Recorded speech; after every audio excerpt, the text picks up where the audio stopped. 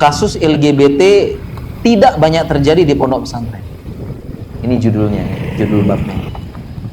Jadi kasus LGBT tidak banyak terjadi di pondok pesantren dan hati-hati dengan propaganda. Ini salah satu propaganda untuk melariskan LGBT.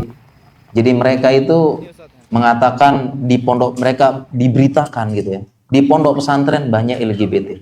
Dan entah kenapa kalau ada LGBT di pondok pesantren, itu media-media besar langsung mencuatkan. Seolah-olah pengen membenarkan bahwasanya LGBT itu di pondok pesantren banyak, dan ternyata orang-orang yang dekat dengan agama, dengan ini, ternyata mereka LGBT juga. Seolah-olah pengen melegalkan, berarti LGBT itu wajar, normal. Orang yang dekat sama Tuhan aja LGBT. Nah, ini salah satu propaganda. Kita kaum muslimin jangan termakan. Tidak benar kalau kita bilang di pondok pesantren banyak LGBT. Ini tidak benar. Ya. Kenapa? Karena yang pertama nanti mereka akan melegalkan propaganda mereka. Yang kedua, menimbulkan ketakutan kepada kaum muslimin, nggak mau memondokkan anaknya. Padahal di zaman ini sebaik-baik pendidikan di pondok pesantren. Di zaman ini, zaman sosmed, makanya adik-adik alhamdulillah di pondok pesantren. Bersyukur. Ya. Karena di zaman ini, di zaman sosmed, di zaman terdistraksi, ya, gurunya yang ngajarkan terdistraksi dengan TikTok, terdistraksi, tahu paham ya? Terdistraksi itu ya kehilangan fokus, arah, dan konsentrasi. Gurunya fokus dengan dengan TikTok, dengan HP, mau ngajar buka TikTok dulu, buka Instagram dulu, ya. Murid-muridnya apalagi, ya. Kemudian tidak disaring, ya. Masih SD udah pacaran, sudah nembak, ya, sudah pergaulan bebas, SMP keluar malam udah wajar, terpengaruh media-media. Makanya bersyukur pendidikan terbaik pondok. Dan ketika ada kasus LGBT di suatu pondok, oknum kemudian di blow up oleh media-media besar, mulai orang tua takut ke pondok.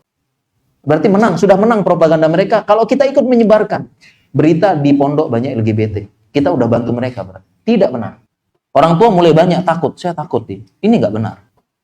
Dan kalaupun ada di pondok pesantren itu cuma 1-2 oknum, nggak bisa kita bilang banyak pondok pesantren, itu jangan. Sekali lagi jangan sebarkan, maka ini akan menjadi propaganda mereka. Jadi nggak benar. Memang ada. Tapi semua yang seperti itu ada. Barak tentara pun ada, polisi, TNI ada, oknum semua ada. Yang curhat ke saya, yang cerita ada, oknum, polisi, semua ada, hakim semua ada, ya, artis semua ada, ya, ustadz pun ada. Tapi apakah kita generalisir? Enggak. Makanya tidak boleh kita generalisir di pondok pesantren banyak LGBT, ini enggak benar. Cara halus. Ya, kemudian cara pencegahan LGBT dalam Islam ada, ini pembahasan yang panjang, waktu kita singkat ya. Dalam Islam ada, ini pembahasan mungkin kita bahas nanti sore mungkin. Kita bahas nanti sore ya. Bagaimana pencegahan LGBT yang panjang lebar ya. Ringkasnya di sini saya sampaikan satu hadis. Yaitu satu hadis pencegahan LGBT, muru auladakum bisalah wa hum abna'u sab'i sinin wadribuhum 'alaiha wa abna'u ashrin wa farriqu bainahum fil madaji. Ini hadis panjang penjelasannya. Ada faedah-faedah bagaimana mencegah seorang LGBT. Salah satunya adalah potongan hadis wa farriqu bainahum fil madaji, pisahkan tempat tidurnya. Ketika usia 10 tahun, sedangkan usia 7 tahun mulai dilatih. Ketika usia 10 tahun, maka kita pisahkan tempat tidurnya. Ini aturan Islam. Mencegah kelainan orientasi seksual. Nah, sehingga wafarriqu bainahum fil madaji, yaitu artinya pertama, madaji itu tempat tidur. Maka kalau 10 tahun itu batas. 10 tahun batas harus dipisah. Dipisah laki-laki perempuan. Makanya SD itu umur 10 tahun ya, biasanya kelas 3 itu sudah harus dipisah. Dipisah kelas laki-laki, kelas perempuan.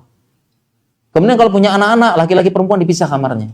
Kemudian ketika satu kamar pun, maka satu ranjang satu. Itu saroh dari penjelasan hadis wa farriqu bainahum fil madaji, pisahkan tempat tidurnya.